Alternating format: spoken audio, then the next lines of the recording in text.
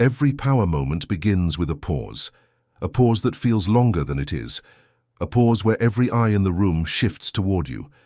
Someone has made a jab, an accusation, or a subtle remark designed to sting, but the words themselves are not the real weapon. The real weapon is what follows, the silence where people wait to see how you will react. They are not studying the details of what was said. They are studying your face, your body, your energy. They want to see if you flinch. Because in that single instant, the smallest twitch, the smallest defensive move becomes louder than any speech you could make. People may not remember the words spoken against you, but they will remember the look on your face and the way your posture either cracked or held steady. That is the test of eyes, and it is a test that happens in boardrooms, in classrooms, at dinner tables, even in private conversations. It is the quiet stage where presence, not proof, decides who holds power. When you flinch, you tell everyone watching that the blow landed. Even if you rush to defend yourself, even if you explain with logic and sincerity, the crowd does not process the logic first. They process your reaction. A nervous smile, a raised pitch in your voice, a shuffle in your seat. These become signals of weakness, and weakness in a high-pressure moment is like blood in the water. People may not say it out loud, but subconsciously they read it, they store it, they adjust their respect for you accordingly. And once you give them that image of flinching, it is hard to erase, because humans remember impressions more than arguments. Now imagine the opposite. Someone takes a shot at you, but you don't move.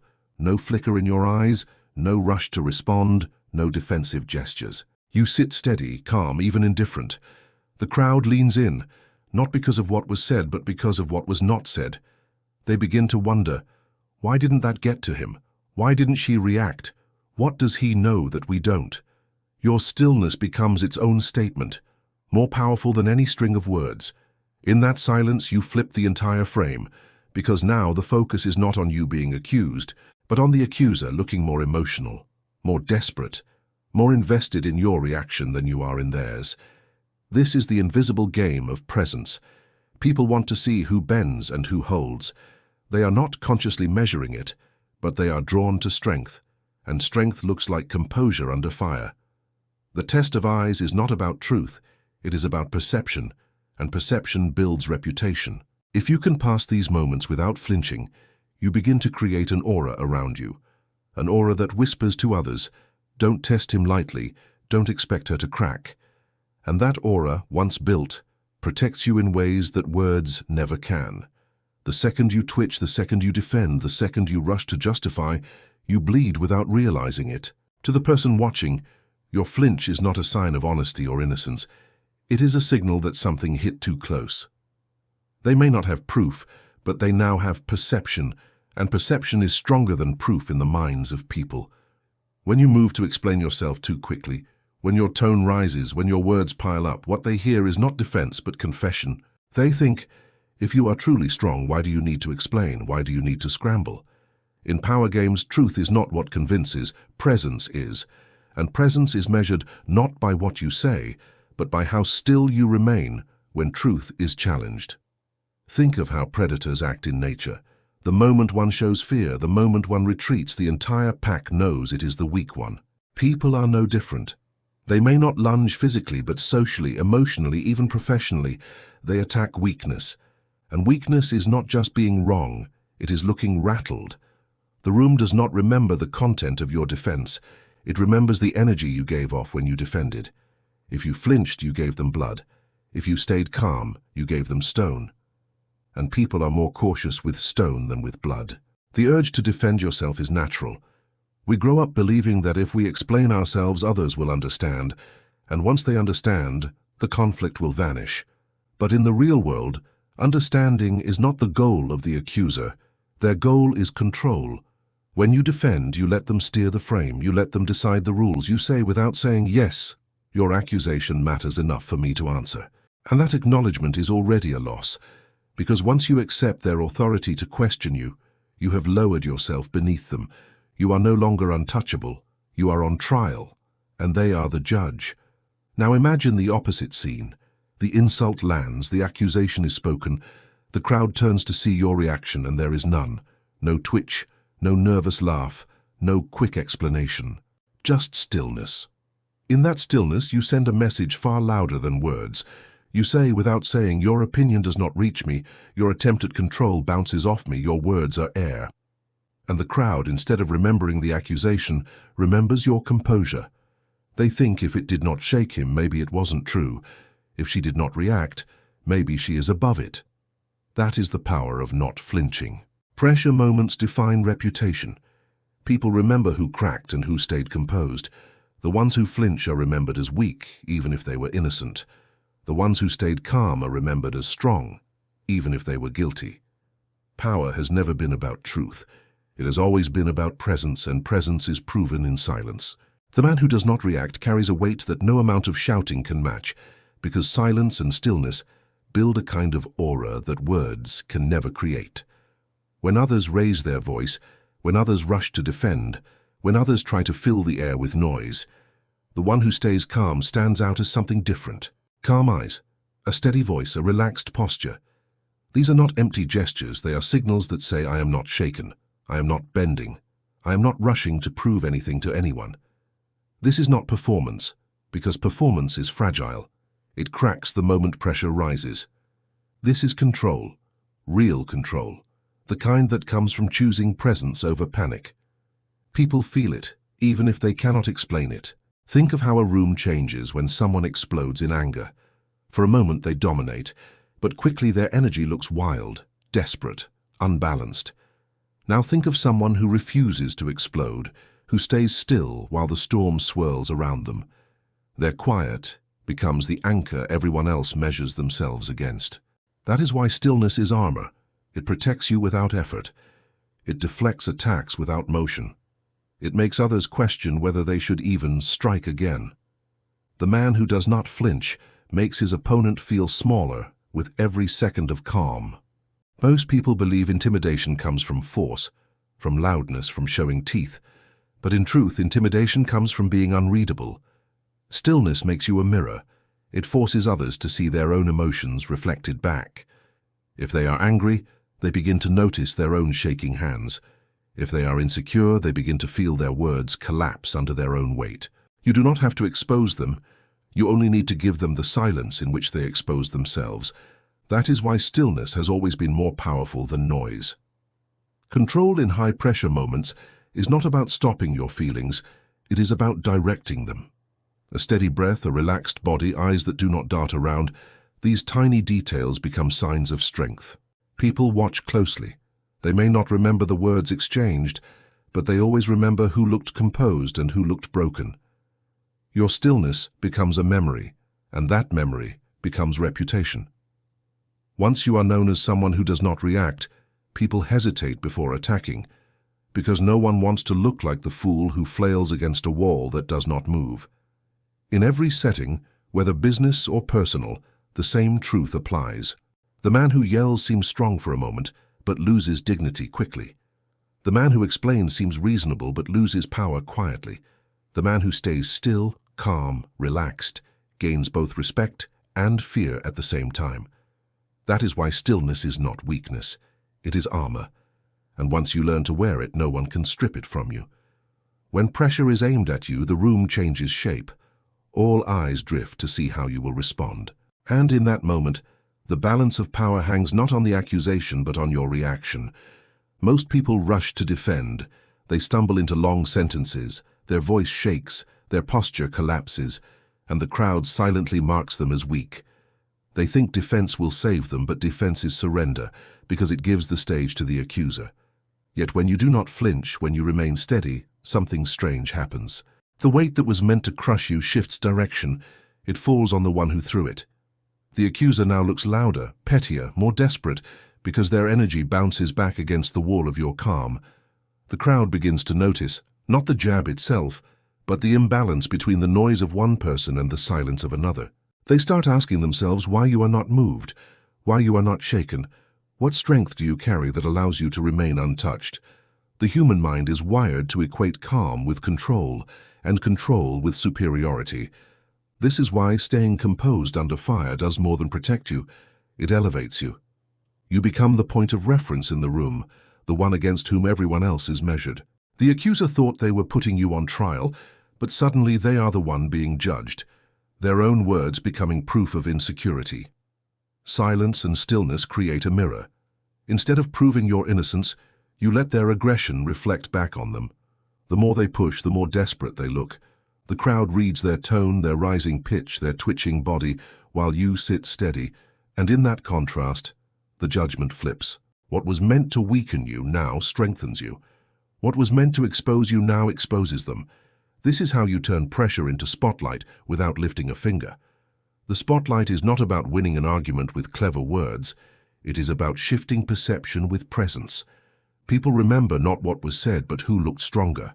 They remember who bent and who held. If you do not flinch, you send the signal that the accusation is beneath you, that the attack does not even enter your world. This is not arrogance, it is power.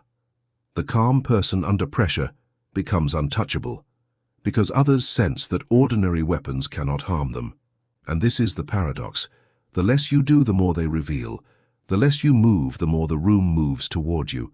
By refusing to fight for control, you take control. By holding still, you make the other person perform their own collapse. Everyone watching leaves with the same impression, not that you were attacked, but that you stood above it. Pressure was supposed to break you, but instead, you made it break them. Words try to explain, but explanations rarely satisfy. They simply open more space for questions, doubts, and hidden weakness. Silence does the opposite. It gives nothing away. And in that empty space, the human mind begins to work against itself. Imagination is always harsher than reality. It fills in gaps with fear, suspicion, and doubt. When you stay quiet, when you do not flinch, when you let the moment hang without rescue, people begin to wonder what you know, what you are hiding, what you could do if you chose to. They lean in, they overthink, they assign power to you that you may not even possess, but because you never revealed anything, they cannot measure your limits. The reason silence burns so deeply is because most people cannot handle it. They are conditioned to fill space, to explain themselves, to make sure no one misunderstands, but every extra word weakens them. The man who stays quiet resists that temptation, and that resistance becomes aura. Others see it as mystery, and mystery is more intimidating than any defense. They think if he is not answering, maybe he has nothing to fear, maybe he is stronger than we realize. In that moment, silence becomes sharper than any retort. It cuts without moving, it wounds without effort. Consider how people react when accused in public. The average person scrambles, their voice speeds up, their face changes, and the crowd knows they are shaken. Now consider the one who stands calm, says nothing, and lets the accuser keep talking. The longer the silence stretches, the more uncomfortable the attacker becomes, because they expected resistance, they wanted a fight, but now they are swinging into emptiness. Their own energy echoes back on them. Their own words start sounding desperate, and the crowd begins to judge them instead. That is the burn of silence. It flips the frame without you lifting a hand. In every arena of life, whether business, relationships, or social settings, silence is remembered more than speeches. People replay it in their heads. They analyze it. They wonder if they missed something. A long stare, a pause, a refusal to answer, these moments haunt the imagination of others because they cannot be pinned down. You deny them the relief of clarity, and in its place they build stories usually darker than reality. This is why the most powerful figures in history and in life are often the quiet ones, not because they have nothing to say, but because they understand that mystery multiplies power. When you master silence, you control more than the conversation. You control perception. You create a sense that you are not desperate to be understood, that you do not chase approval, that you are untouchable. And that is why silence burns, because it forces others to live with their own noise while you sit above it, unshaken and unreadable. If you speak, you must speak with precision, not panic, because panic makes people ramble. It makes them spill words like broken glass across the floor, and every extra word cuts into their own power. Precision is different. Precision is sharp. It is clean. It closes doors instead of opening them. It does not invite more debate. It ends it. That is why the strongest phrases in high-pressure moments are short, simple, and final. That's not how I see it. Noted, time will tell. Each one delivered calmly, each one acting like a blade that cuts through noise without leaving blood on your hands. People expect you to panic. They expect you to explain. They want you to prove yourself. And when you do not give them that satisfaction, when you give them only a precise statement, they feel the weight of control pressing back against them. Panic always comes from the fear of misunderstanding, from the fear that if you do not explain enough, others will judge you wrongly. But here is the truth. They will judge you no matter what, and the more you explain, the more guilty you look. Precision accepts that reality. It says, I am not here to be understood, I am here to define my position. And once you define, the frame is yours. People remember the last word, not the longest word, and that is why precision is more powerful than paragraphs. Think of a courtroom in people's minds. One person is shouting, piling on accusations. The other sits still, waits, and then speaks a single line. Which one looks stronger? Which one looks desperate? It is never the one who fills the air. It is always the one who lets the air stay heavy until they choose to speak. Precision over panic means patience. It means resisting the urge to clear your name. It means waiting until the silence belongs to you, and then choosing a phrase so small and so calm that it closes the scene. Most people ruin their own authority by trying too hard to fix perception. They say, let me explain. They say, you misunderstood me. They say, please allow me to clarify, and each word digs them deeper into weakness. The precise man does not clarify, he defines. He draws a line in the sand and then stops talking. This unsettles everyone else because they want reaction, they want movement, they want chaos, and instead they find a wall. And a wall cannot be argued with. It can only be respected. The next time someone challenges you, notice the urge to panic. Notice the racing thoughts, the temptation to pour out long answers. Then stop, breathe, and let stillness do the heavy lifting. If you must speak, use precision. Speak last, speak short, and close the frame. That single line will echo louder than 1,000 explanations, and it will remind everyone watching that true control does not shout, it defines. In every pressure moment, there are not just two people. There is always a crowd, whether it is a literal room of onlookers or the silent eyes of people who will hear about what happened later. The crowd does not analyze every detail of what was said. They do not dissect logic. They simply feel the energy of who looked in control and who looked like they were breaking. People are drawn to composure the way they are drawn to fire on a cold night. They lean toward it, they trust it. They feel safer in its glow. This is why the one who stays calm gathers allies without saying a word, because calm looks like strength, and strength looks like leadership. When your enemy rants, when they raise their voice, when they pile on accusation after accusation, the crowd notices the imbalance, they notice desperation, they notice someone trying too hard to win. In contrast, your restraint becomes leverage. You do not need to shout for people to see where the dignity lies. You do not need to plead for understanding, because others begin to fill that role for you. They start to think he did not even respond, and yet she keeps going. Maybe she is being unfair. Maybe he does not deserve this. Maybe the attack says more about her than it does about him. The moment those thoughts appear, the crowd begins to defend you in their own minds and often out loud. This is the hidden power of pressure. It is never only you against the attacker. It is you, the attacker, and the audience of witnesses who will decide who rises and who falls. The attacker believes they are winning by speaking more, but every extra word makes them look smaller, because the calmness on your side magnifies their chaos. People respect the one who holds still, because holding still under fire is rare, and rarity is always valuable. That is why restraint is not passivity, it is strategy. It is the art of letting the enemy do the damage to themselves, while the crowd slowly shifts to your side. The crowd effect is why silence and composure echo longer than arguments. Long after the words are forgotten, people will remember how you carried yourself. They will tell others he didn't even raise his voice, she didn't even blink.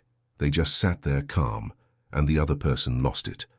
That memory builds a story around you, a story of strength, a story of someone who cannot be rattled, and stories spread faster than facts. The more you practice restraint in public tests, the more your reputation builds as someone who is untouchable. And once the crowd believes you are untouchable, you no longer need to defend yourself at all. They will step in, they will speak for you, they will protect your name because your composure created loyalty without asking. That is how restraint becomes leverage, and that is how the crowd effect becomes your silent shield. When you do not flinch, something strange happens in the mind of the one who attacked you. Their words do not land where they hoped. They do not cut or rattle. They do not force you into reaction. Instead, they hang in the air unanswered, and then slowly they begin to bounce back. The silence becomes a mirror, and in that mirror they see themselves more clearly than they wanted to. They start asking questions they never expected. Did I go too far? Do I look insecure? Does everyone think I lost control? What they meant as a weapon against you becomes a weight pressing down on them, because the lack of reaction forces them to feel the full echo of their own behavior. This is the psychological echo, the invisible return strike that comes not from your words, but from your absence of words. The more they replay the moment, the more they begin to doubt themselves. They hear the sharpness in their own tone. They feel the imbalance between their noise and your calm, and slowly the pressure reverses. Instead of you being on trial, they begin to feel like they are. This shift is not loud, it does not announce itself, but it spreads in the minds of everyone watching. People see one person losing their composure and another holding it, and the conclusion is clear without needing to be said. Most people never experience this power because they cannot resist the urge to explain themselves. They fear the silence, they fear misunderstanding, they fear judgment, so they rush to speak, and in rushing, they give away the chance to let the echo do its work. But the man who stays still, who lets silence stretch, discovers that silence is not emptiness, it is pressure redirected.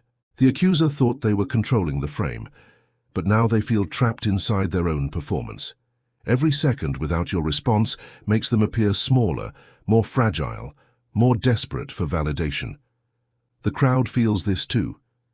They may not say it, but they sense the imbalance.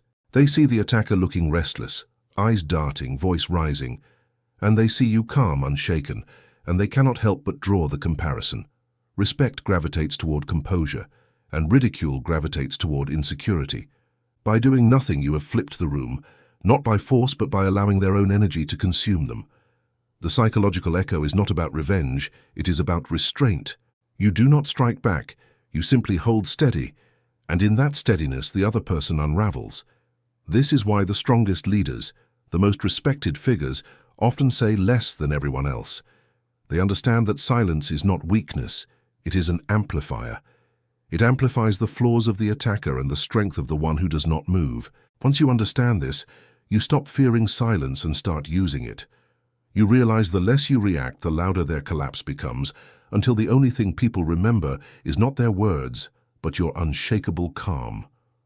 Power under pressure is not about showing force or crushing the other side. It is about showing that you cannot be crushed yourself. The final evolution is when people realize that testing you is pointless, because you do not react the way they expect. When you stop flinching, you stop bleeding energy, and the crowd senses it. They see that no insult sticks, no accusation rattles, no pressure makes you fold. And slowly their attitude shifts. They no longer look at you as someone to push around. They look at you as someone to measure themselves against. This is how untouchability is born, not through attack, but through the refusal to be shaken. Every time you flinch, you feed the other side. Every time you explain, justify, or panic, you bleed small drops of authority, and those drops add up until people no longer see you as steady.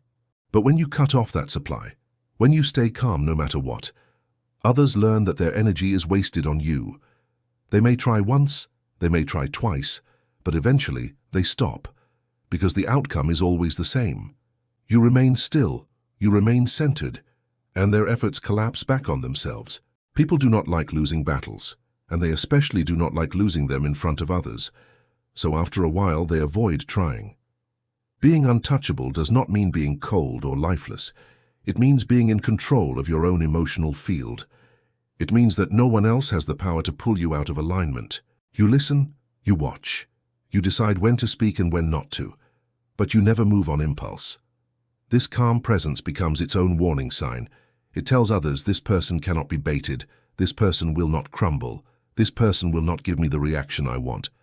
And because people chase reactions, when they realize they cannot get one, they retreat. Untouchable people are not loved by all. but they are respected by most.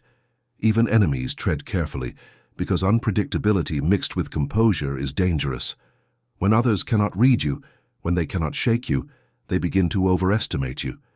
They start imagining hidden power, hidden plans, hidden resources. You may not even have them, but the fact that they think you do is enough. And in the game of power, perception often matters more than reality. The goal is not survival, the goal is definition. You are not simply holding on under pressure, you are shaping the meaning of the moment itself. Others lose control, others panic, others break. But you remain the steady center that defines the scene. This is the highest level, the point where pressure no longer threatens you, it strengthens you. You do not just survive pressure, you define it, and once you define it, you are untouchable. Maybe this video helped you see yourself, or someone you know in a different way. Feel free to let us know via a like or in the comments. And if you want more wisdom and guidance in becoming a better version of yourself, subscribe now. This is the moment to start becoming the person you really want to be.